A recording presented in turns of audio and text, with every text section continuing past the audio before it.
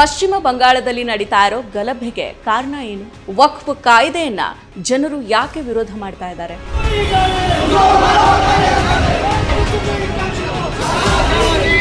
ಈಗಾಗಲೇ ವಕ್ಫ್ ವಿರುದ್ಧ ಪ್ರತಿಭಟನೆಯನ್ನ ನಡೆಸ್ತಾ ಇದ್ದ 150ಕ್ಕೂ ಹೆಚ್ಚು ಜನರನ್ನ ಪೊಲೀಸರು ಬಂಧನ ಮಾಡಿದ್ದಾರೆ.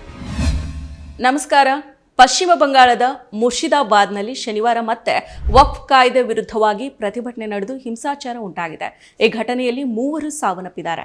ಶುಕ್ರವಾರವಷ್ಟೇ ಹಿಂಸಾಚಾರ ನಡೆದ ಸಮಯದಲ್ಲಿ ಯಾವುದೇ ಪ್ರಾಣಾಪಾಯ ಆಗಿರಲಿಲ್ಲ. ಆದರೆ ನೂರಾರು ಮಂದಿಯನ್ನ ಬಂಧನ ಮಾಡಲಾಗಿದೆ. ಇದೀಗ ಶನಿವಾರ ಮತ್ತೆ ಹಿಂಸಾಚಾರ ನಡೆದಿದೆ. BSF ನಡೆಸಿದ ಗುಂಡಿನ ದಾಳಿಯಿಂದಾಗಿ 3 ಸಾವನ್ನಪ್ಪಿದ್ದಾರೆ ಅಂತ ವರದಿಯಾಗಿದೆ. ಶುಕ್ರವಾರ ನಡೆದ ಹಿಂಸಾಚಾರಕ್ಕೆ ಸಂಬಂಧಿಸಿದಂತೆ ಈಗಾಗಲೇ 150ಕ್ಕೂ ಅಧಿಕ ಮಂದಿ ಬಂಧನಕ್ಕೆ ಒಳಗಾಗಿದ್ದಾರೆ. ಇವೆಲ್ಲವುದರ ನಡುವೆ ರಾಜ್ಯದಲ್ಲಿ ಈ ವಿವಾದಿತ ಕಾಯ್ದೆಯನ್ನ ಜಾರಿಗೊಳಿಸೋದಿಲ್ಲ ಅಂತ ಪಶ್ಚಿಮ ಬಂಗಾಳ ಮುಖ್ಯಮಂತ್ರಿ ಮಮತಾ ಬ್ಯಾನರ್ಜಿ ಮತ್ತೆ ಭರವಸೆಯನ್ನ ನೀಡಿದ್ದಾರೆ. ನಾವು ಈ ಕಾಯ್ದೆಯನ್ನ ರಚನೆ ಮಾಡಿರೋದಲ್ಲ, ಕೇಂದ್ರ ಸರ್ಕಾರ ರಚನೆ ಮಾಡಿರೋದು. ಇದು ನೆನಪಿರಲಿ. ಆದ್ರಿಂದ ನಿಮ್ಮಲ್ಲಿರೋ ಪ್ರಶ್ನೆಯನ್ನ ನೀವು ಕೇಂದ್ರ ಸರ್ಕಾರದ ಬಳಿನೇ ಕೇಳಬೇಕು. ನಾವು ಈಗಾಗಲೇ ಈ ವಿಚಾರದಲ್ಲಿ ನಮ್ಮ ನಿಲುವನ್ನ ಸ್ಪಷ್ಟಪಡಿಸಿದ್ದೇವೆ.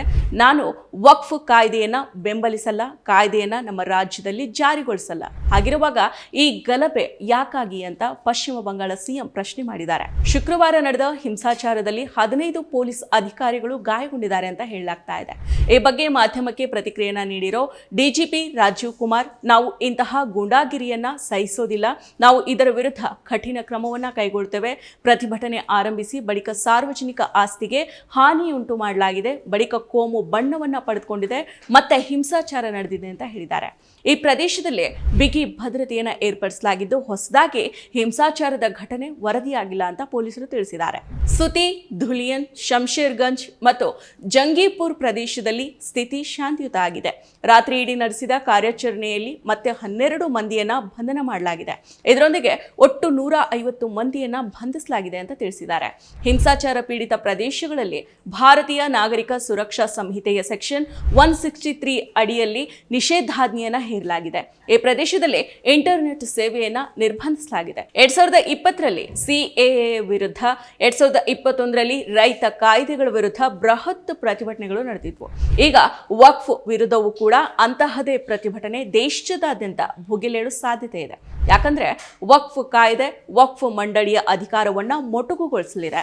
ವಕ್ಫ್ ಆಸ್ತಿಯ ಮೇಲೆ ಕೇಂದ್ರ ಸರ್ಕಾರ ಹೆಚ್ಚು ಅಧಿಕಾರವನ್ನ ಸ್ಥಾಪನೆ ಮಾಡಲಿದೆ. ಇಷ್ಟು ಮಾತ್ರ ಅಲ್ಲದೆ ವಕ್ಫ್ ಬೋರ್ಡ್ಗೆ ಸಾರ್ವಜನಿಕರ ಆಸ್ತಿ ದಾನ ಮಾಡೋದಕ್ಕೂ ಅಡ್ಡಿಯುಂಟು ಮಾಡಲಿದೆ.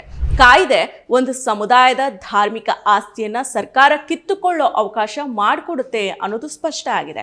ಕಾಯ್ದೆಯಲ್ಲಿ ವಕ್ಫ್ ಆಸ್ತಿಗಳ ಸರ್ವೆ ನಡೆಸೋ ಅಧಿಕಾರವನ್ನ ರಾಜ್ಯ ಸರ್ಕಾರ ನೇಮಿಸೋ ಸರ್ವೆ ಆಯುಕ್ತರಿಂದ ಕಸಿದುಕೊಂಡು ಜಿಲ್ಲಾಧಿಕಾರಿಗೆ ನೀಡಲಾಗಿದೆ.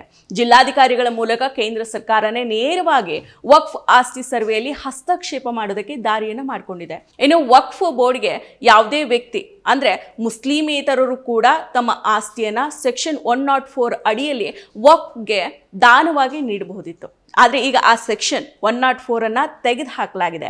ಇಸ್ಲಾಂ ಧರ್ಮವನ್ನ ಕನಿಷ್ಠ 5 ವರ್ಷ ಪಾಲಿಸಿದವರು ಮಾತ್ರನೇ ತಮ್ಮ ಆಸ್ತಿಯನ್ನ ವಕ್ಫ್ಗೆ ನೀಡೋದಕ್ಕೆ ಸಾಧ್ಯ ಅಂತ ಕಡಿವಾಣವನ್ನ ಹಾಕಿದೆ. ಹೀಗೆ ಬಿಜೆಪಿ ಸಂಘ ಪರಿವಾರದ ಹಲವಾರು ಹುನ್ನಾರಗಳನ್ನ ಈ ಕಾಯ್ದೆ ಒಳಗೊಂಡಿದೆ. ಮತ್ತಷ್ಟು ವಿಶೇಷ ವಿಡಿಯೋಗಳನ್ನು ನೋಡಲು ಮತ್ತು ಹೊಸ ವಿಡಿಯೋಗಳ ಬಗ್ಗೆ ತಿಳಿಯಲು ಈ ದಿನ .com ಯೂಟ್ಯೂಬ್ ಚಾನೆಲ್ ಸಬ್ಸ್ಕ್ರೈಬ್ ಮಾಡಿ ಮತ್ತು ಬೆಲ್ ಐಕಾನ್ ಕ್ಲಿಕ್ ಮಾಡಿ.